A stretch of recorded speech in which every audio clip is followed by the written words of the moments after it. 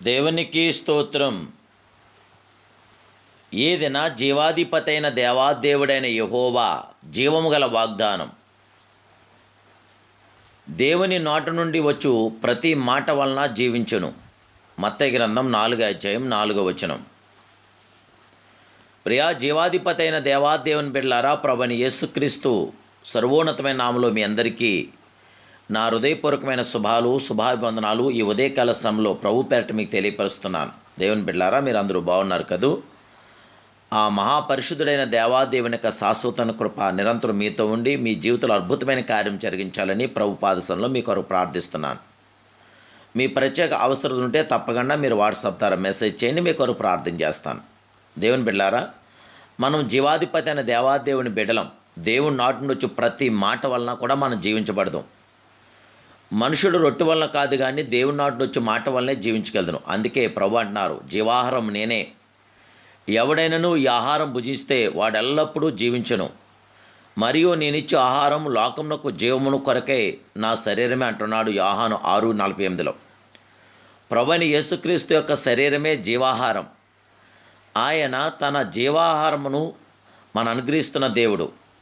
జీవమును దారపోసిన మహిమానితుడు గనుక అది జీవాహారం అనబడుచున్నది. మృతి పొందిన ప్రాణము తెప్పరిల చేసి జీవమును ప్రవేశపెట్టుచున్నది గనుక ఇది జీవపు రొట్టె. ఈ జీవపు రొట్టె అనే యేసుక్రీస్తు ప్రభువారి యొక్క ద్వారా మాత్రమే, ఆయన మాట ద్వారా మాత్రమే మనం జీవించగలుగుతున్నాం. క్రీస్తు యొక్క జీవము మనలో కనబడినట్లు, మనం నిత్యకాలము సంతోషించినట్లు, నిత్య జీవం మనలో తెచ్చుచున్నందున ఇది జీవాహారముగా ఉన్న దేవుని బిడ్డలారా. ఒక మానవుడు పాపం చేసినప్పుడు అతని ప్రాణము మృతి పొందుచున్నది. పాపం వల్ల కలుగు జీతం మరణమే. పాపం చేయవాడే మరణొందునని దేవుని వాక్యం మనకి అనేకమంది తీరులా తెలియపరుస్తుంది.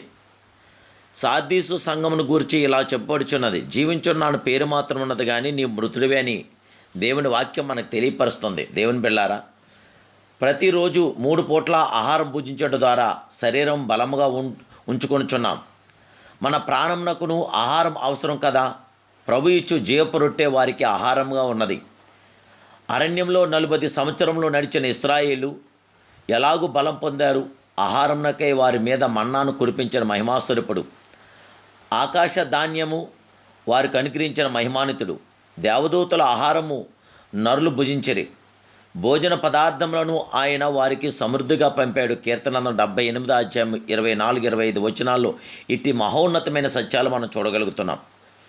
పరలోకమన్నా భుజించినందున వారు గురుపోతునకు సమానమై బలమును పొందిరి.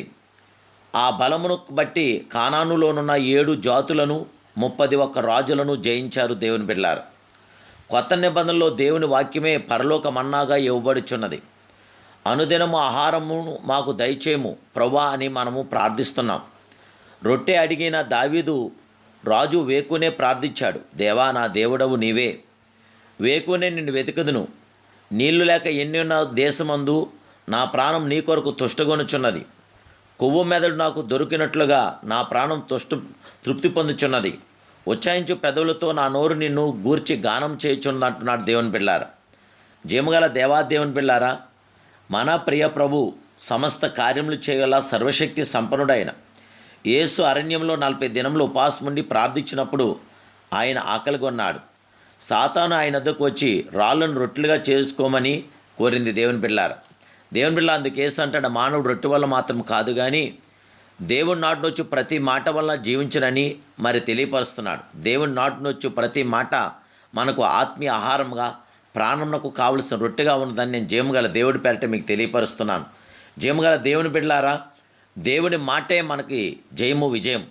దేవుని మాట ద్వారా మనకి ఎన్నో మేలు మనం పొందగలదు. నీ మాటలు నాకు దొరకగా నేను వాటిని భుజించదుని. సైన్యములకు అధిపతికి యెహోవా దేవా, నీ పేరు నాకు పెట్టబడిన గనక నీ మాటలు నాకు సంతోషంను, నా హృదయం నాకు ఆనందంను కలుగుజేయుచును అంటున్నాడు. దేవుని బిడ్డలారా, దేవుని మాట చెప్పిన మనం జీవిందాం.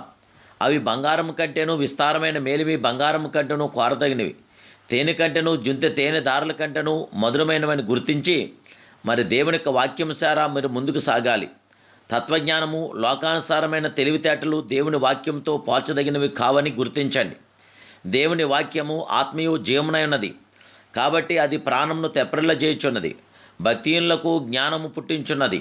ఆ మాటలు మనకు జీవపు రొట్టెగా ఉండవని నేను ప్రభుపేట పదే పదే మీకు తెలియపరుస్తున్నాను దేవుని బిడ్డలారా. ఆదియందు వాక్యం ఉండెను, ఆ వాక్యం దేవుడి యొద్దుండెను, ఆ వాక్యం దేవుడే ఉండెను. ఆ వాక్యం శరీరధారై మన మధ్యన నివసించిన గనక వాక్యమే దేవుడు, దేవుడే వాక్యం. వాక్యం ముందు నిలకడగా నిలవండి. వాక్యమనే రొట్టెను భుజించండి. వాక్యం ద్వారా మీరు బలం పొందండి. చాలామంది దేవుని వాక్యమును ఆత్మీయ రొట్టెగా భయభక్తులతో భుజించగా అశ్రద్ధ చేయుచున్నారు. మరికొందరు క్యాలెండర్లో ఒక వాక్యం మాత్రం చదివి తన పనులకు పరుగెత్తుచున్నారు. వారి ప్రాణము ప్రియులారా ఎలా జయం పొందగలను దేవుని బిడ్డలారా? మన జీవితంలో ప్రియులారా తాత్కాలికమైన పిల్లలుగా కాక పరలోక పౌరస్థితిని మనం పొంది పరిశుద్ధాత్మ దేవదేవుడికి మహిమార్థమైన జీవితాలు మనం జీవిద్దాం. ప్రభువైన యేసు మీకు జీవపురొట్టెను ఇచ్చుటకు ప్రేమతో ఆహ్వానించున్నాడు. అది నిత్యజీవము మీకు తెచ్చు జీవపురొట్టెగా ఉన్నదని గుర్తించి ప్రభు వాక్యం నందు దేవుని మాటలందు నిలిచండి. తన శిలువ మరణం తరువాత వెంబడించుటలో వినదీసిన శిష్యులు కొరకు తిబేరియా సముద్ర తీరమున నిప్పు మీద రొట్టెలను చేపలను పెట్టుకొని యేసు వేచి ఉండాడు. యోహాను సువార్త 21:9 ప్రియులారా, మన ప్రియ ప్రభు జీవపురొట్టెను మనం భుజిద్దాం. వారి యొద్ద భుజించడానికి ఏమీ లేవని తెలుసుకున్నప్పుడు ప్రియులారా ప్రభు వారికి రొట్టెను చేపలు ఇచ్చాడు. ఈరోజు ప్రియులారా జీవగల దేవుని యొక్క జీవపురొట్టెను మనం భుజిద్దాం. పరిశుద్ధాత్మ దేవుడికి మహిమార్థంగా మనం జీవిద్దాం. ఆయన కృపలో ఆయనతో సాగుదాం. పరిశుద్ధాత్మ దేవుని శాశ్వతను కృప నిరంతరం మీతో నాతో ఉండుగాక. ప్రార్థన. మహాపరిశుద్ధుడైన మా ప్రియ పరమ తండ్రి, సర్వాధికారమైన దేవ, సర్వశక్తి సంపన్నుడైన పరమ తండ్రి, ఈ దినాన్ని ప్రభా నాయన నీ యొక్క జీవపురొట్టెను మాకు భుజిస్తున్న నీకు స్తోత్రాలు. బిడ్డలందరినీ ఆశీర్వదించండి, దీవించండి, బలపరచండి. వెళ్ళే దినాన్ని ప్రభా ముందుకెళ్తున్న అన్ని విధాలా సాయం దయచేసి ఏ లోటుపాట్లు కలగని, ఏ షాదుకి లేకుండా అంతా మీ కృపలో బలపరచమని వృద్ధిలో చేయమని యేసయ్య పరిశునామమున ప్రార్థిస్తున్నాను పరమ తండ్రి. Amen, amen, amen. May God bless you.